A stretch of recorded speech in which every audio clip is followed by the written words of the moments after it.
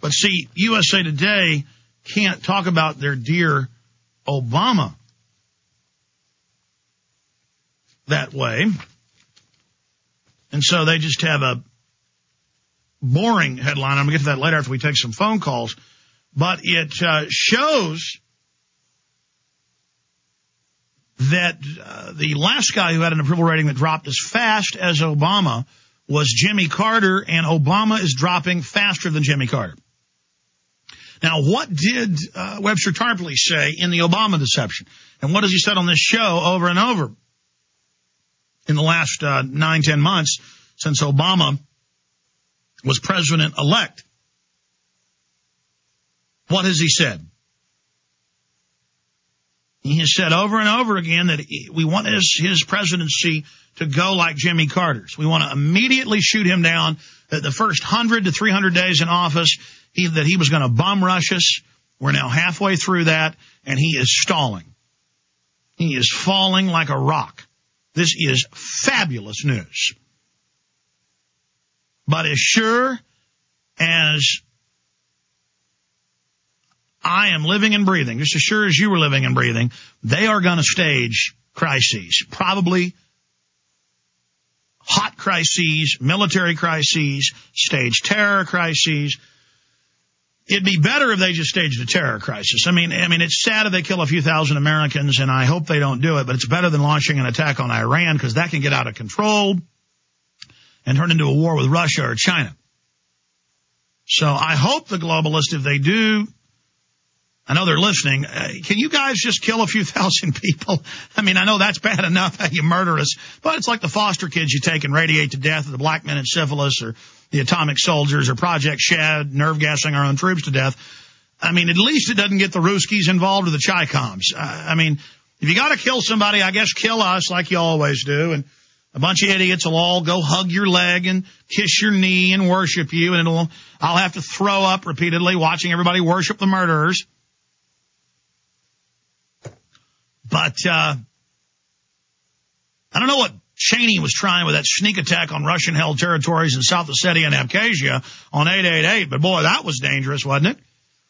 Now we've got U.S. forces and NATO forces and Israeli forces massing again in Georgia. We've got U.S. and NATO forces massing in Afghanistan and Pakistan. All sorts of encirclement and provocations going on. The economic crisis is only deepening. 23.7 trillion stolen. That's all coming up as well in the next hour. That crisis is deepening.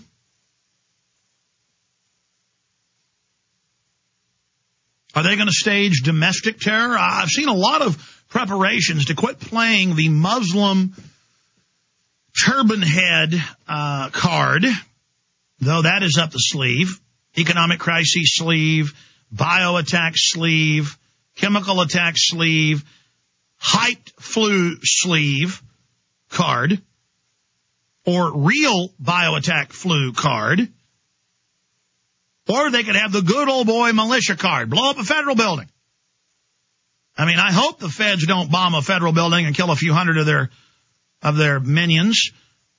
But if that's what it takes to get their people to circle the wagons against the U.S. population, if they got to punch their own minions in the nose to get them hyped up to it's like beating a dog in the head with a 2x4 and turning it loose on somebody, that is better than attacking Iran. Because that'll kill a lot more of the federal puppies. Yeah, I think that's in the cards too, killing some of their babies. Killing some of their larvae. They like that. They like killing their own minions. It gets their minions all hopped up and angry and crying and feeling sorry for themselves. And the larvae really don't care if deep down they know their bosses bombed them. It's too much fun to squeeze the American people by the throat and feel powerful like stupid jackasses. You sure loved Clinton after he blew you sky high at OKC, didn't you? So as sure as the sun came up this morning, and as sure as it's going to set this evening, just as sure as there's fish in the sea, you can bet they're going to pull some big, fat crises. So I want to hear from you, the listeners, what you think those are going to be.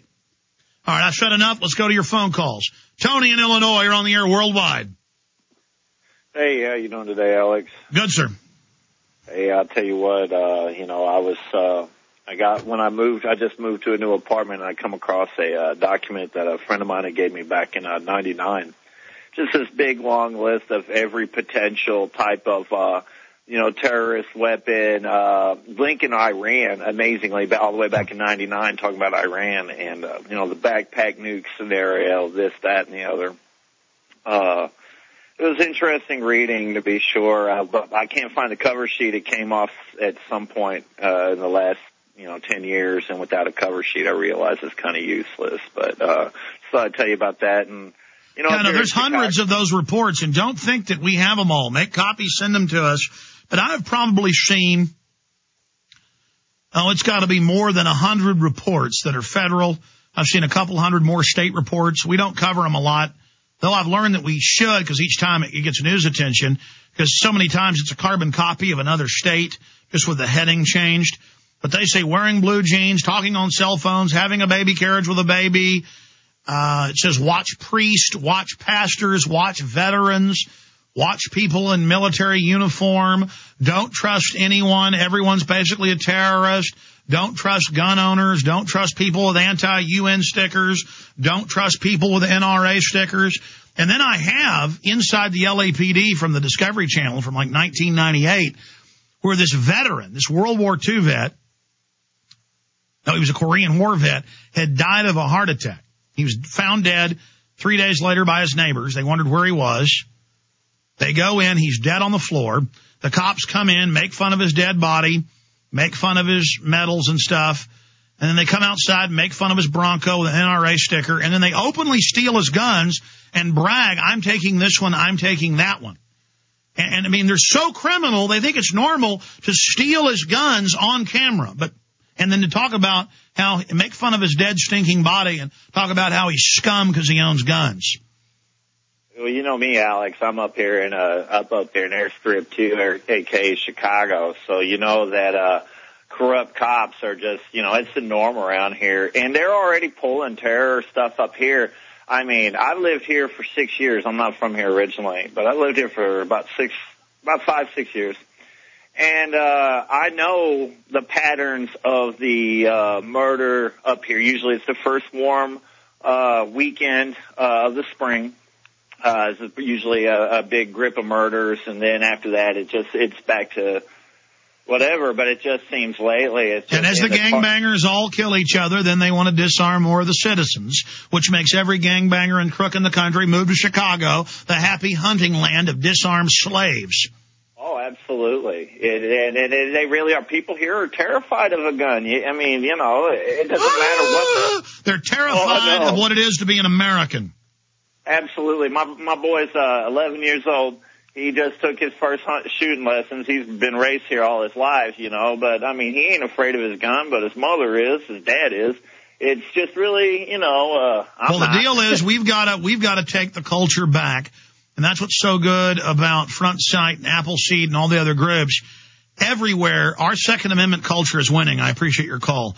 I mean, I can be out in Hollywood with former Hollywood liberals, and they're all pro-Second Amendment now. I can be at a beatnik coffee shop, and they're pro-Second Amendment. People get it. Hitler was for gun control. Stalin was for gun control. Mao Zedong was for gun control because he said political power grows out of the barrel of a gun. So do you think the mob boss hereditary dictatorship of the Daley clan?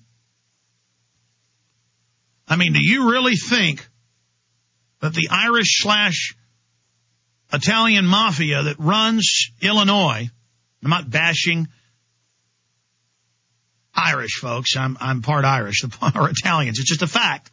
There is a Jewish mafia, there is a WASP mafia, there is an Irish mafia, and you better know that Daley's are big fat mobsters. And do you think a gangster wants his whores, his slaves, armed? No. First thing a crook does when they come in to rob a bank or rob a liquor store is they say, hands up, you got a gun in here. And they take the gun out from under the counter and they stick it in their belt. And they go ahead and give you a pistol whip in the head to get you to submit. Get on the ground. Bam! I'm here to let you know I run things here. And just like North Korea is now 3 generations deep of dictators, so is Illinois with the mafia that runs it.